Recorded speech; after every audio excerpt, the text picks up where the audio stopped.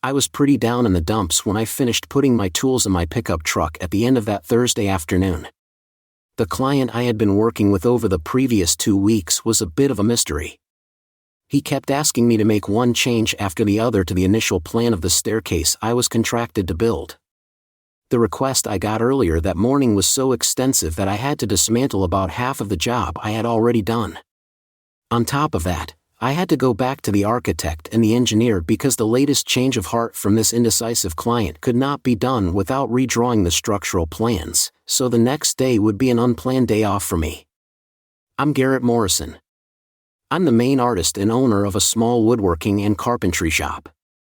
We specialize in designing and building upscale staircases.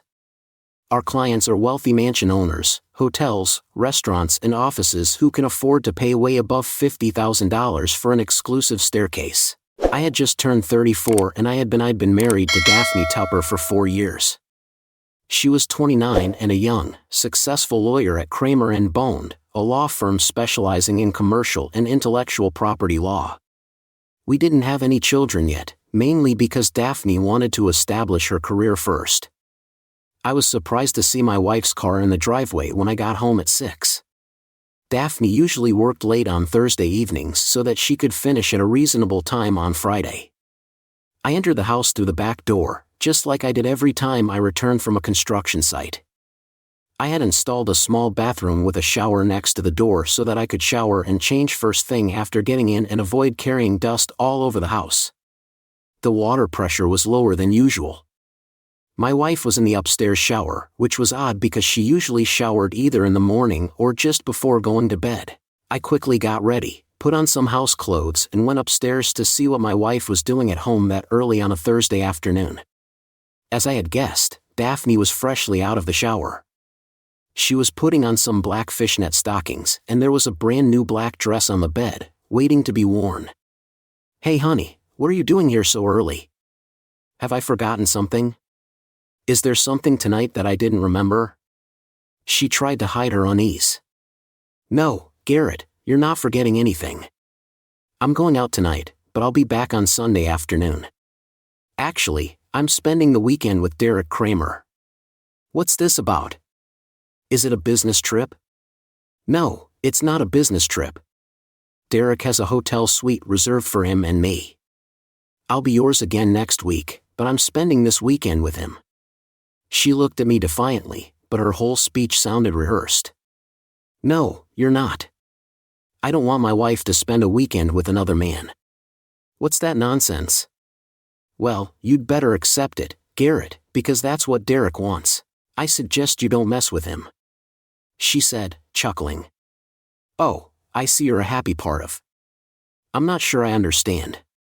Are you saying that I should accept this plan, even though it involves you leaving me? Are you suggesting that I should be your faithful wife after this weekend?" I asked, with a hint of sarcasm. "I never said it would be this weekend. Derek has already told me that he wants to do this from time to time. So, yes, I should accept it and not say a word.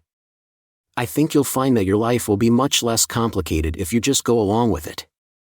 It's not clear yet what the outcome of the program will be. I'm not going to put up with that kind of behavior from Daphne. You need to think carefully about what you're doing because I won't let that arrogant person drive my life. If you think I'm just a pawn that you can move any way you see fit without me saying a word about it, you're in for a nasty surprise." By then she was done getting prepared for the evening. I went back downstairs and grabbed a beer from the fridge. I saw a Mercedes just parking in front of the house.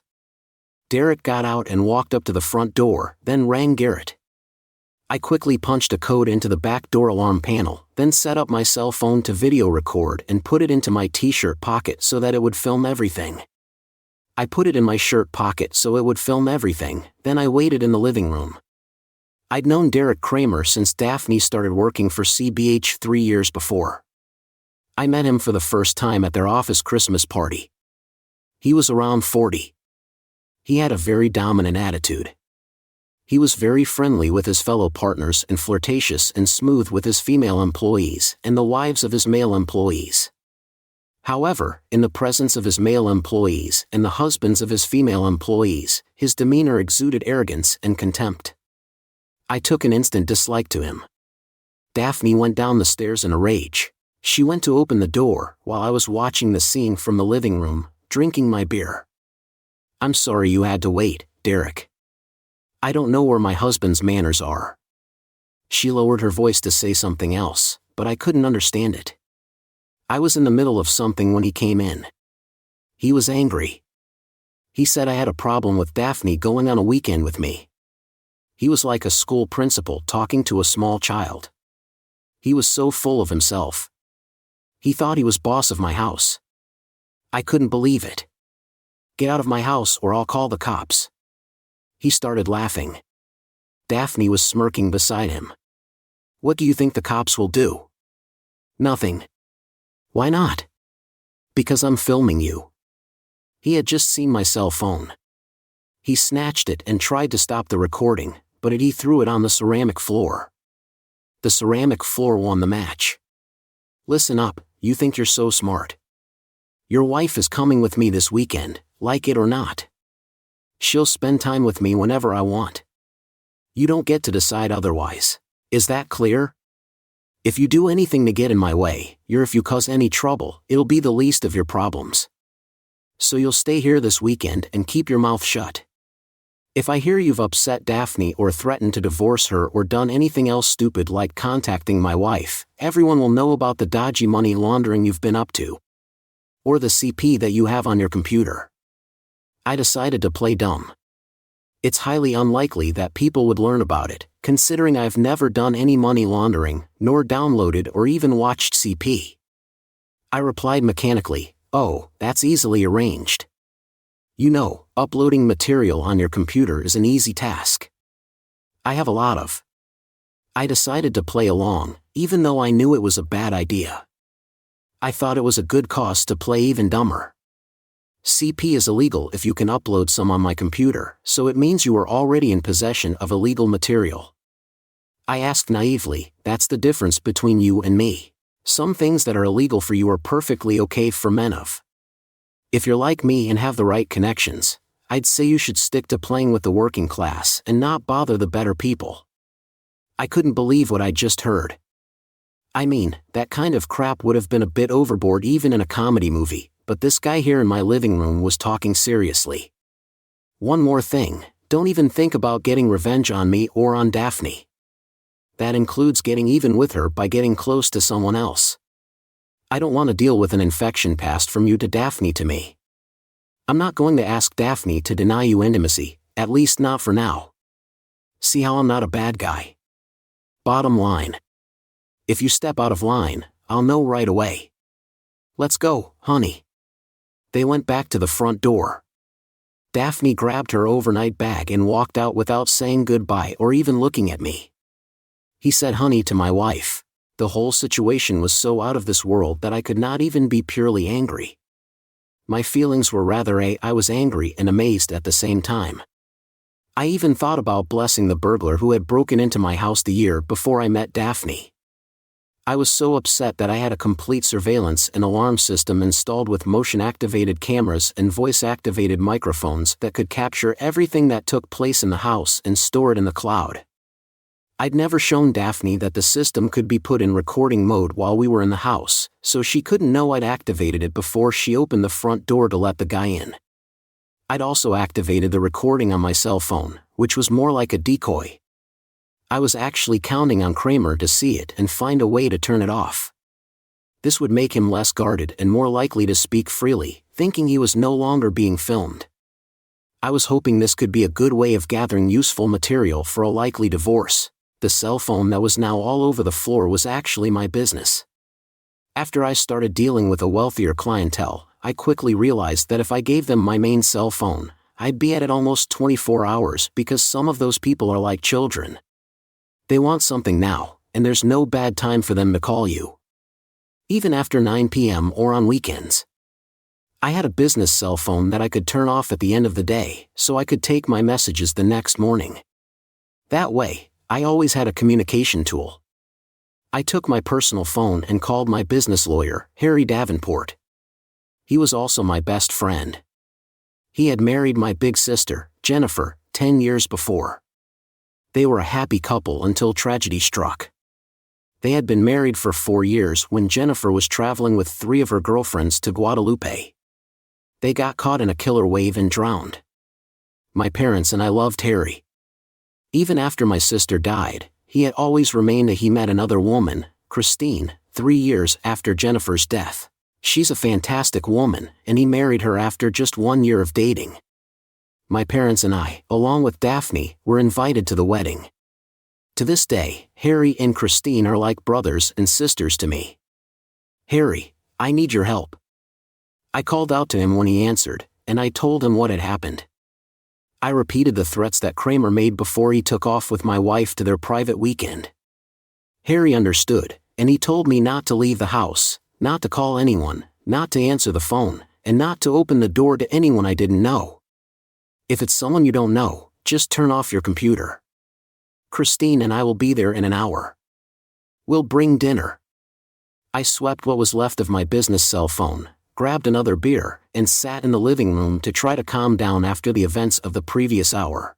I knew that Daphne was attracted to she was attracted to the way he carried himself, but I never thought she'd just toss me aside like I was nothing and go with him. I thought she loved me as much as I loved her. That was a real wake-up call. I'd met Daphne 5 years ago at a party for a friend of a friend. I met Daphne at a party for a friend of a friend. I don't remember how I ended up there. I didn't know many people. The birthday boy was close with Daphne's brother, who couldn't make it because he was in the army and had been deployed to Afghanistan. I ended up chatting with Daphne all evening. We chatted all evening and started dating the week after. We got married the year after. At that time, I was still working for Mr. Duncan. Craig Duncan was the founder of his small company. He was an excellent woodworker, well known in our area. However, his accounting and managerial skills were basically non-existent. He'd hired me as a part-time accountant doing his bookkeeping while I was still in college. A couple of months after I started working for him, he landed 3 large contracts that were way too heavy for the time he had to put in. His clients wouldn't take no for an answer, so he asked me to jump in and help him in the field. I started by being the helper, running errands, and ordering supplies. I did all the usual errands, ordered supplies, and held the long pieces he had to handle. I was a quick learner and it turned out that I had a real talent for the job. After a few months climbing the learning curve, I was able to handle simple jobs all by myself or to be a real help on more complex jobs. I got my degree in accounting, but I really love the hands-on work. I also started my apprenticeship and got my certification. After a few years, I became Mr. Duncan's associate. When he retired, my parents helped me by fronting the money so that I could buy him out. It took me 2 years to do this. I was well aware that the lawyers at CBH regarded me as an uneducated dusty shop worker and did not think very highly of me. However, I could not care less. My company was doing extremely well. I did not bid on a lot of projects, but those I took on were complex and very lucrative. I was doing really well. I didn't bid on a lot of projects, but the ones I did take on were pretty complex and very lucrative. I'd hired 2 assistants over the past few months, and my net income and value were higher than most of the lawyers working with my wife, but even she didn't know that. My train of thought was interrupted by Christine and Harry, who'd brought Chinese takeout and beer. "Are you okay, Garrett?" Christine asked, giving me one of her warm hugs. "I can't believe Daphne did that to you. This is so unlike her." "Don't worry, buddy," Harry said, giving me a manly hug. "We'll sort things out. Let's have dinner, and then I'll have a look at your recording." I gave them the details of Daphne's cold welcome when I got home earlier that afternoon. After dinner, I got my portable computer. I also got the files from the 2 camera and microphone recordings. Fortunately, the conversations were crystal clear. I couldn't believe what I just heard. Harry said, "That guy is pretty arrogant." "I agree," I replied. "But he's also pretty stupid." "I know," Harry said. "He's about 40 to 42 years old. That means he's been practicing law for about 15 years. He's not a newbie, but he's full of himself. I mean, this isn't the way it should have gone down. Sometimes you just have to let things go. Your idea of tricking him into thinking he was no longer recorded after he destroyed your cell phone was very clever. He completely took the bait and told us everything we needed to know. But can I really use it if it was recorded without his consent? I asked. Absolutely. This is your house. You're free to record whatever you want in your house, Harry told me, so I have nothing to be afraid of, right? I asked. No, that's not what I'm saying. We have to be extremely careful. I did some research on my way here. Chris was kind enough to drive and take care of the takeout. It looks like our guy Kramer is the son of the founder of their law firm. Didn't you already know this, Harry? I nodded.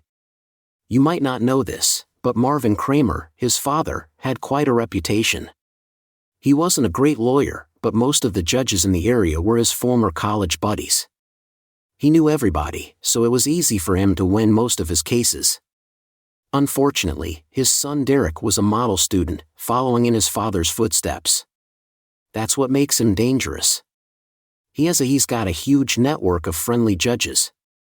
If he files a case, it'll be really tough to get a favorable outcome, no matter how illegal his actions are.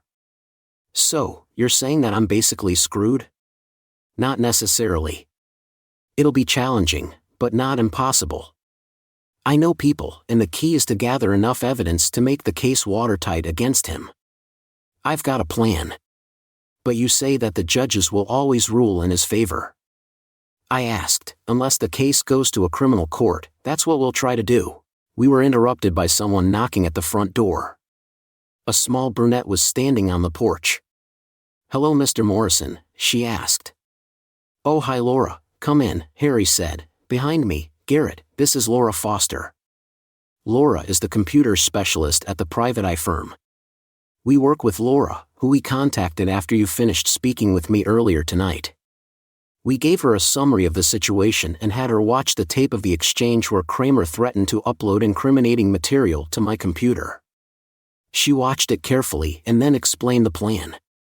There are two things they can do, either they come here, or during the day, they'll probably get your wife to help them. Then they'll sit at your computer and upload the material. They'll change the date to make it look like it's been downloaded before Kramer's visit. If they do that, your camera system will record everything.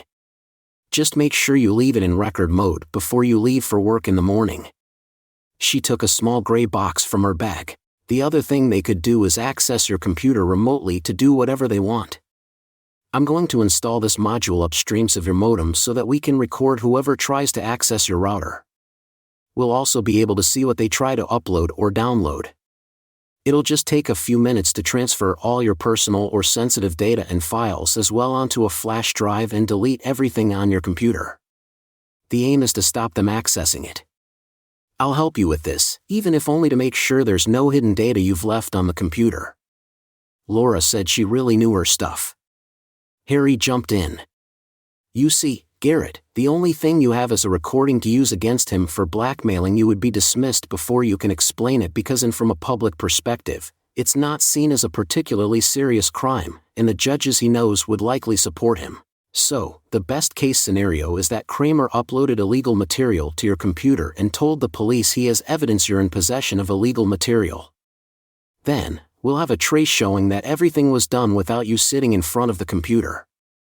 Thanks to the heads-up Kramer gave us in the recording you made, we've got enough evidence to take him to court. His judge friends won't want to be seen as condoning criminal activities, especially anything involving CP, so they'll drop him. It's pretty sick and twisted, but it's the last thing you can do without. If Kramer goes ahead with his plan and reports you to the police, the inspectors will want to check your computer records to see if someone has accessed the illegal files after they were uploaded. If you don't touch it, the records will be clean, which will be even better for us. Also, make sure that your cell phone does not connect to your home Wi-Fi. In the next few days, just in case they try to use your phone instead of your computer, Laura installed the surveillance module and wiped out all sensitive information from my computer and my cell phone. The module will send us a copy of all access requests. I'll contact Harry and you as soon as we have something. Good luck, guys. Laura told us before she left. Okay, back to more urgent matters. Harry said, Garrett, do you want to file for divorce right now or do you want to wait until Daphne comes back to see if all this can be worked out? I want a divorce yesterday if possible.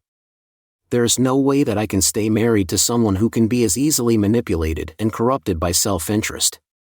Proclaim the powerful men, no, I want out, no hesitation. I'll call a Milton tomorrow. She's the family law expert at my office. She's good, fair, and efficient. I'll ask her to give you a call as soon as possible. You'll like her. Harry said. We talked a bit more. I gave Harry the access code to my recording system so that he could see live what was going on and access what was stored on the cloud. On the 30th, I got a call from Claudia Milton. She'd just finished speaking with Harry, who filled her in on all the details of my situation. She was expecting me in her office at 11. The meeting went well. She knew of Derek Kramer's reputation and was sorry for me that I had to cross paths with that man of questionable reputation. She assured me that since I had bought the house before I met Daphne and that her name wasn't on the deed, I still owned it. We didn't have children, so the divorce would be simple. What about my company? Is there a way they could force me to sell it and split the money? I asked Claudia to call Harry and ask him to join us. It didn't take long for Harry to reassure everybody. There's a clause in your marriage contract that clearly indicates that your company is yours. She can't have any claim on it now, but they'll probably try anyway. I had everything rechecked and it's a dead end for them if they want to go there. I left Claudia Milton's office at 12:30 and took care of all the financial issues as she had instructed me. She told me that there was nothing more I could do for now.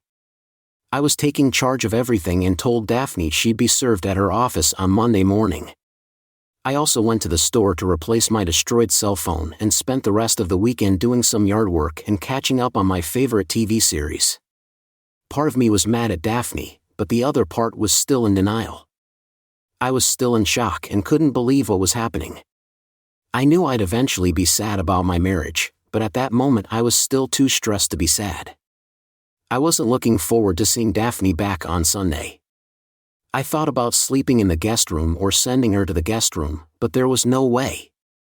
I decided I'd sleep with that stupid again. I finally decided that it was my house and that she was the one who had walked out on me, so there was no way I would give up my bed. She'd sleep in the guest room until she found an apartment and moved out. I carried all her clothes and toiletries into the guest room and then went to the hardware store. I went to the store to buy a new lockable doorknob and installed it on my bedroom door, keeping the key in my pocket.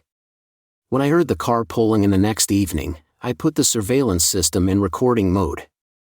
I saw Daphne giving her boss a long French kiss, then get out of his car and wave to him as he drove away. I was reading in the living room when she got in. I was in the living room when she got in. "How was your weekend?" she asked. She seemed nervous. She was doing her best not to show it, but I could tell she was not as cool as she pretended. I didn't even look at her, let alone answer. "Okay, keep sulking and pouting. Derek was right when he said that you would do that because you did not have the brains to. I need you to understand my needs or show the maturity to accept that you can't fulfill them. Garrett Morrison, you installed a lock on our bedroom," I said calmly. "Your things are in the guest bedroom. You will sleep there until you find an apartment." "What?" "Wait until I tell Derek about it. This wasn't the agreement. I haven't signed or accepted any of your proposals either. You can either sleep in the guest room or leave. Maybe Kramer's wife would make some room for you in her marital bed." She looked angry and didn't say anything. She stormed to the guest room and slammed the door. I followed her up to the room and I yelled at her through the door about the deal and what was in it for me. She didn't reply, so I went back upstairs. It took 15 minutes before my phone started to buzz. It was a series of text messages from a number I didn't know. What am I hearing? "You don't allow Daphne in her own bedroom." I thought I had explained. "I'll explain this to you in simple English, even if you're not very bright. Listen, I'll turn a blind eye to your childish crisis for tonight and let you cool down, but tomorrow you will prepare Daphne her favorite dinner and apologize to her for your behavior. If you behave for the rest of the week, I will authorize her to. I'll let you have intimacy with me next weekend, but if you don't do as I say, you'll see that my threats are real. Just do as I told you and don't ask any questions. Is that clear? I couldn't believe my eyes. This guy was at the intersection between callous, delusional, and stupid. I didn't reply, but I took a screenshot of the conversation. I sent the image to Harry and he replied after 3 minutes. He said that this guy thinks he's a hot shot, but he's just a world-class idiot. Don't erase the conversation and don't reply to him.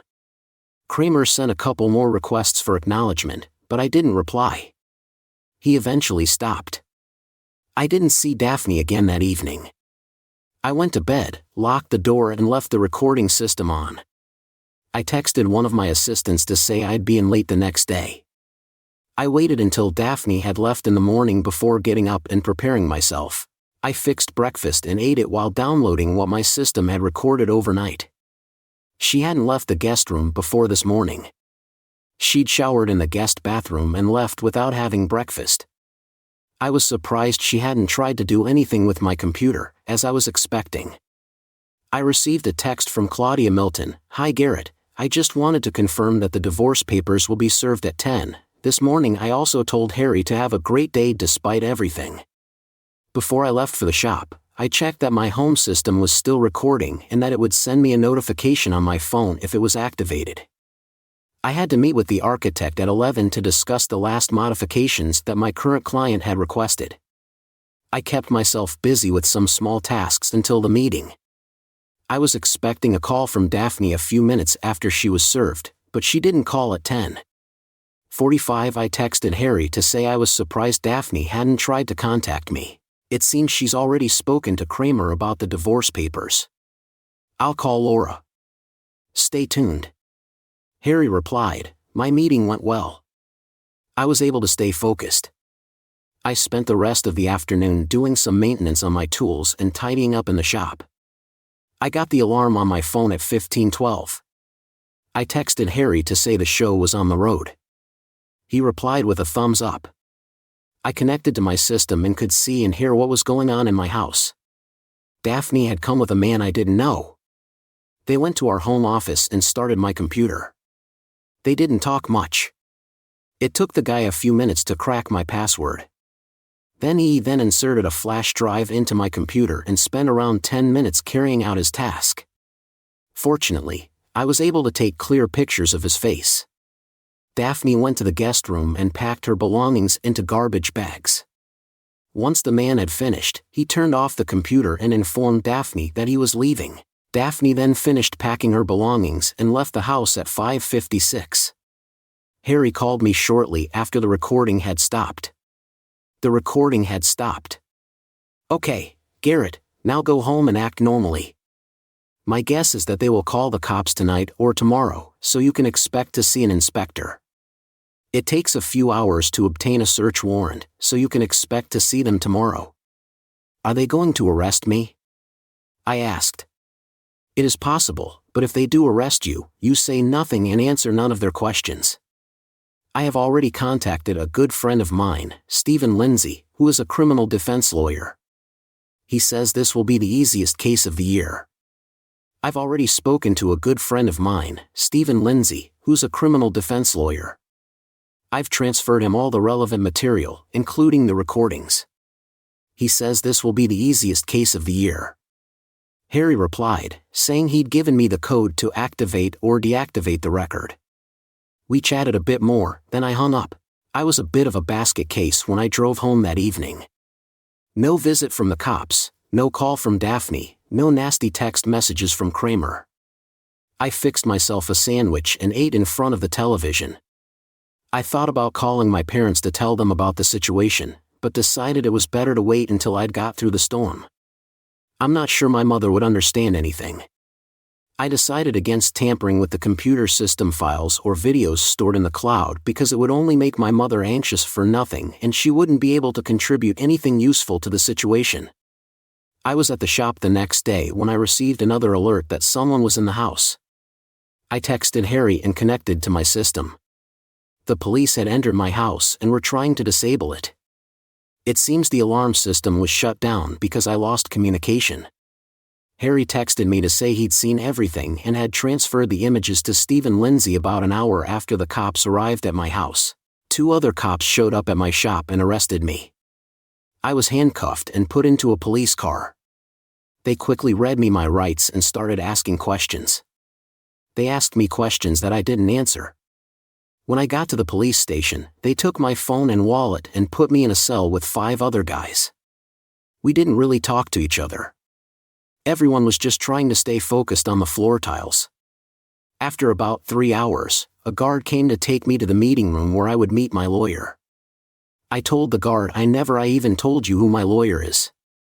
The guy didn't say anything. He left me in the room alone. The door opened after 10 minutes and there was Derek Kramer with a huge grin. He sat in front of me without saying a word. I looked at him in the eyes and said nothing. After he was satisfied that he had completely established his superiority and made it clear that he was after winning the war, he gave me a triumphant look and finally started talking. Do you see how serious I am? I didn't reply. I asked you a question. You didn't answer. It'll be your word against mine. Morrison versus one of the city's most prominent lawyers. Guess what will happen? He asked with his smirk. He stood up. Okay, you need to think about what I told you. We'll talk again tomorrow morning. Then maybe a night in this communal cell with your friends will make you see sense. He said before leaving the room. I was brought back to the cell. There were only 4 other guys by then. Another guy came to see me in the middle of the afternoon. I was brought into the same meeting room, where I waited. A tall blond man with a stern face and a look that said, "Don't mess with me," stood up when I entered. "Good afternoon, Garrett. Nice to meet you. I'm Stephen Lindsay. Harry called me earlier this afternoon saying he couldn't get a hold of you with everything that was happening. We figured they might have already arrested you. I brought you here so that Stephen could hear everything that had taken place that afternoon, including the threatening visit from Derek Kramer." Stephen was shocked but said nothing. I told him that he would have to appear before a judge the next morning. The judge would set a hefty caution, but Harry would take care of everything. I know it. It'll be a long night, but don't lose hope. Harry and I are here for you in the meantime. Keep up with the good work of not answering any of their questions. I've already officially taken your case, and I'll make sure Kramer doesn't visit you again. I appeared before a judge the next day and was accused of possession of child. I, of course, pleaded not guilty. The bail was set at $25,000. I was released that afternoon, but I had to stay within the city limits and couldn't contact my partner Tobe. I wasn't allowed to contact my wife or Derek Kramer or anyone from their office. I was also forbidden to be out in the presence of anyone under 18. At least I could work in my shop. They gave me back my phone and wallet. Stephen took me to lunch and we chatted a bit more. I didn't want to say too much at the police station yesterday because they could hear everything. I made a few calls yesterday and did some research. I found quite a lot of interesting material about Derek Kramer. Let me reassure you a few things first. When cops get a search warrant, it takes at least a few hours before they can review the material they found and obtain an arrest warrant. In your case, you were brought here before they were even done searching your house. You were not allowed to call me or Harry, but they allowed Derek Kramer to see you. These 2 elements make it obvious that the whole thing was staged and this is completely illegal. Yeah, but Harry says that Kramer has all the judges wrapped around his finger. I said not all of them. You can't make that many friends without inevitably making some enemies, she said with a wink. I have no idea what I will find at home. Hopefully, my wife and her didn't steal everything. Don't worry about that. Harry went to your place just after the cops left. He rearmed the system and put it on recording again. Nobody showed up. I went back to the shop to pick up my car and then went home to take a shower. The architect had left a message saying that they had updated the plan and gotten the client's approval. That was good news. It meant I could go back to work the next day. I tried to focus my attention elsewhere. The house was a mess. They had searched everything except the doctor's computer. I knew they couldn't find anything compromising. I started tidying up that evening. I cried for the first time just a week before. I was a happy man in what I thought was a good marriage. Now I was a suspect in a crime, about to get divorced, and being played like a puppet by my wife's boss. What had I done to deserve all that? At least I hadn't seen any reporters. I guess they were all too busy with the newly discovered multi. There was a huge gap in the public finances that nobody seemed to care about. Garrett finally called me at the end of the following week with some big news. All the charges against me had been dropped. It seemed that the inspector who was assigned to the case wasn't the type to mess with people, especially on the topic of blackmail. Apparently he wasn't impressed by Kramer's ploy and made sure that charges would be filed imminently against Derek Kramer for blackmail, fabrication of evidence and possession of child. That's what Daphne would be accused of. Conspiracy to commit the said crimes. Harry called me 10 minutes after I'd hung up with Stephen to invite me to dinner that evening. On my way to Harry's, I got a call from Claudia Milton, my family law attorney. Garrett, Daphne's lawyer, called me this afternoon and told me that she was prepared to sign the divorce papers without changes, but under one condition. She said she'd like to have a private meeting with you. She suggested my office, which I thought was a good idea. Daphne was probably the last person I'd have chosen to see, but I figured if that meeting could speed up the divorce, it'd be worth it. I told Claudia to go ahead and that I'd meet Daphne. I had a nice evening with Harry and Christine. It was the first truly relaxing evening in 2 weeks. Christine had made coconut shrimp and rice, which was incredible. I felt at peace when I got back home that evening. I found out that the meeting with Daphne was scheduled for the following Wednesday. I was nervous to meet her, even though I had no reason to be. I was the victim in that pathetic plot after all. When I got there, I was directed to Claudia's office.